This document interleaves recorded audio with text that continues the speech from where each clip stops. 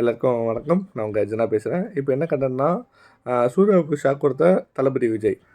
என்ன எப்படின்றத டீட்டெயிலாக பார்ப்போம். நம்ம நடிகர் சூர்யா தான் நடித்து வரும் கங்குவா படத்தை வந்து விநாயகர் சதுர்த்தி வந்து வெளியிட திட்டமிட்ட நிலையில் வந்து சரியாக அதே நேரத்தில் நம்ம தளபதியும் அதே டேட்டை தேர்வு செஞ்சு நம்ம சூர்யாவுக்கு வந்து ஷாக் கொடுத்துருக்காராம் அப்படின்ற மாதிரி தகவல்கள் சொல்லப்படுது.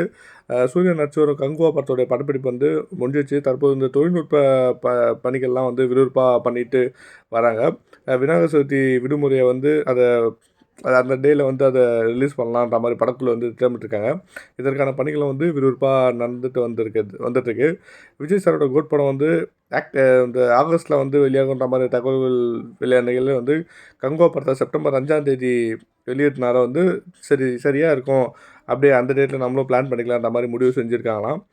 விஜய் தரப்பு செப்டம்பர் 5ஆம் தேதி கோட் படத்தை வந்து வெளியிடுவதாகவும் அறிவிப்பு வந்திருக்கு. சூர்யா தரப்புக்கு வந்து இது பெரும் அதிர்ச்சியாக தான் இருக்கும். ஏன்னா சூர்யா இந்த படத்தை வந்து மிகப்பெரிய அளவில் எதிர்பார்த்துட்டு இருக்காரு. அதே மாதிரி இந்த வெற்றி கண்டிப்பாக வேணுன்றதை நம்ம ஒரு விஷயமா எடுத்துருக்கு. ஏன்னா அப்படி வெற்றி பெற்றால் தான் விஜய் ரேஞ்சுக்கு நம்ம வந்துடலான்ற மாதிரியான ஒரு விஷயத்தையும் அவர் மைண்டில் வச்சுருக்காரு நம்ம சொல்கிறாங்க. மேலும் வந்து விஜயோ ரஜினி ரேஞ்சுக்கு நான் சென்றுட்டேன், நீ எல்லாம் என் பக்கத்தில் கூட வர முடியாது அப்படின்னு நிரூபித்துக்கிறதாக தான் இந்த செப்டம்பர் 5ஆம் தேதி வந்து தேர்வு செஞ்சுருக்கிறதாகவும் முன்ஜா மோதிப்பார் மறைமுகமாக சவாலிட்டுருக்காரு தளபதின்ற மாதிரி சொல்கிறாங்க.